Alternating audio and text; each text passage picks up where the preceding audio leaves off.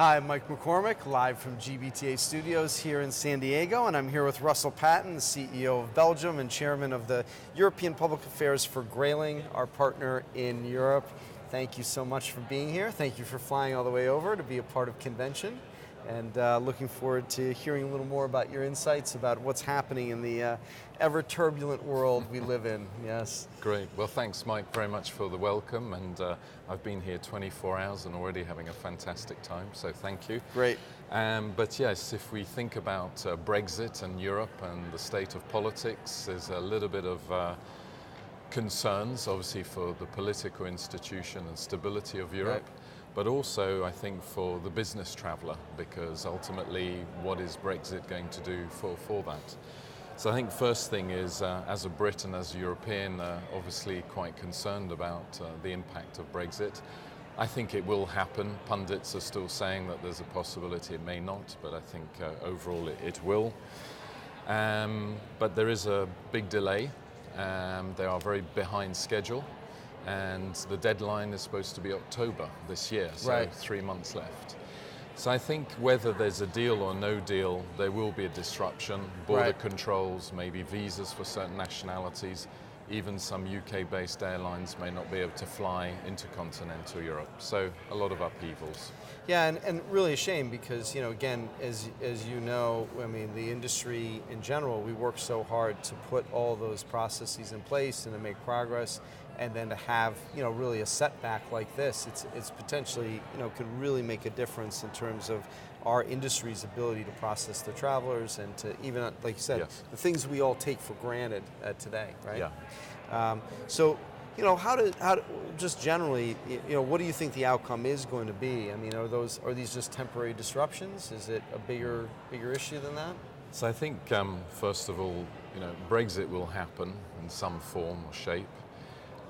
The key question is whether there'll be a deal, in other words, a right. future relationship between the UK and the rest of Europe.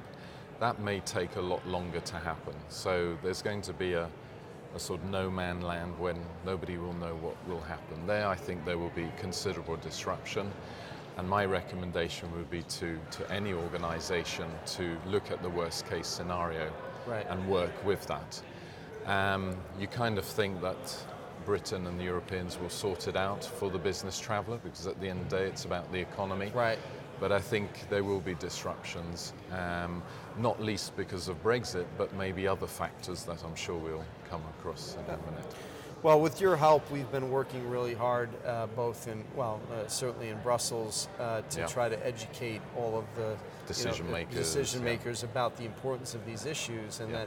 that you know, there's clearly, you know, much bigger things at play, but at the same time, I mean, these types of disruptions really matter and can affect, you know, have many millions Absolutely. of dollars worth of impact yeah. on the economies, which, you know, despite all the differences and all the concerns, you know, again, these are, clearly key issues. Yes, yeah, there seems to be a fly attracted to me, yeah. No, absolutely, and I think, you know, we talked about Brexit, but there's the whole issue of immigration, yes. the issue of terrorism. Yeah. So some sort of nationalists or populists movements that are popping up all over Europe, yeah. they're kind of saying, well, let's just close Europe. You know, we talked about Fortress US or Fortress Europe. That's clearly not the situation. You know, tightening the borders is not going to be the way forward, especially in the global economy. Yep. And I think really what industry needs to do is kind of work with governments to make sure that there are solutions for the business traveller.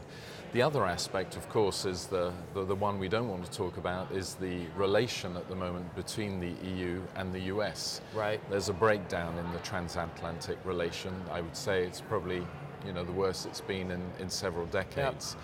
Yep. Is that going to get better or not? Let's just hope the leaders will speak to each other.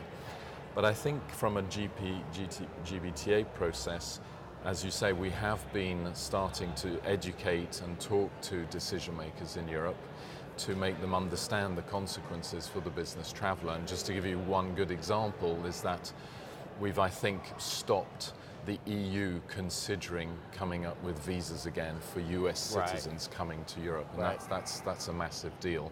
And I don't think Europe wants to do it, but this retaliation process of they did this to me, I'll do that to them is a very dangerous game, unfortunately. Well, and that's the problem, right? It doesn't apply logic. You think about the greater good and the logic of saying, well, of course this could never happen, but in this environment we're in right now, you never say never, right? Correct. And so I think for us as an industry,